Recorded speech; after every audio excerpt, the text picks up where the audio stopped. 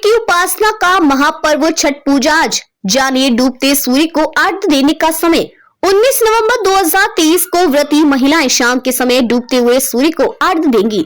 फिर अगले दिन यानी 20 नवंबर को उगते हुए सूर्य को अर्घ्य देकर व्रत का पारण किया जाता है। आज देश भर में सूर्य उपासना का महापर्व छठ पूजा बड़े ही धूमधाम के साथ मनाया जा रहा है। छठ पूजा के तीसरे दिन सूर्यदेव और उनकी बहन छठ माता की विशेष पूजा आराधना की जाती है। वैदिक पाचांग के अनुसार हर साल कार्तिक माह के शुक्ल पक्ष की अष्टमी तिथि को छठ महापर्व मनाया जाता है। छठ पूजा नहाय खाए के साथ शुरू होती है। फिर अष्टमी तिथि को छठ का पहला अर्घ्य दिया जाता है। सूर्यदेव की उपासना का सबसे बड़ा और खास पर्व छठ का त्योहार होता है।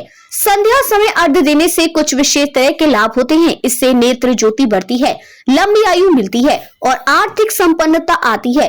4 दिनों तक चलने वाले छठ पूजा पर्व में भगवान सूर्यदेव की पूजा के साथ छठी मैया की पूजा की जाती है।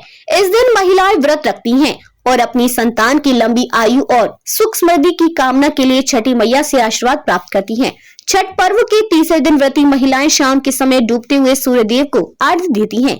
इसके लिए व्रती महिलाएं किसी पवित्र नदी और तालाब में कमर तक पानी में डूबकर सूर्यदेव को अर्घ्य देती हैं। वैदिक पाचांग के अनुसार छठ का तीसरा दिन बहुत खास होता है। इस दिन डूबते हुए सूर्य को अर्घ्य दिया जाता है। पाचांग की गणना के मुताबिक आज सूर्यास्त का समय 5:26 पर होगा। ऐसे में सभी व्रती महिलाएं सूर्यदेव को अर्घ्य इसी समय दे सकती हैं।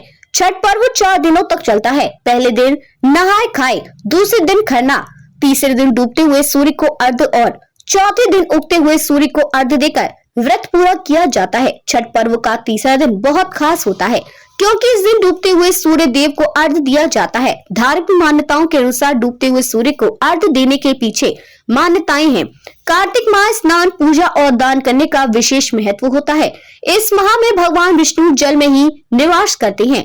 वहीं सूर्यदेव प्रत्यक्ष देवता और भगवान विष्णु का ही प्रत्यक्ष रूप माना जाता है। इस दिन डूबते हुए सूर्य को अर्घ्य देने का मतलब है कि भगवान विष्णु सूर्यदेव के रूप और जल में भगवान विष्णु की अप्रत्यक्ष रूप से दोनों की साथ में पूजा की जाती है। अर्घ्य देने के लिए एक लोटे में जल लेकर उसमें कुछ बूंदे कच्चा दूध मिलाएं।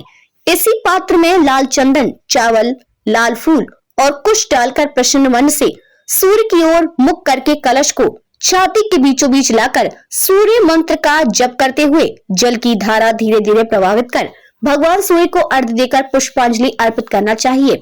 भविष्य पुराण के अनुसार सूर्य की उपासना से आरोग्य, ऐश्वर्य, धन और संतान की प्राप्ति होती है। सूर्य उपनिषद के अनुसार सूर्य की किरणों में समस्त देव, गंधर्व और ऋषिगण निवास करते हैं। सूर्य की उपासना गंगा नदी में स्नान या फिर घर में गंगा जल डालकर स्नान करने और भगवान सूर्य की आराधना करने से जाने अनजाने शरीर, वचन, मन, पिछले और वर्तमान जन्म में किए गए सभी प्रकार के पाप धुल जाते हैं।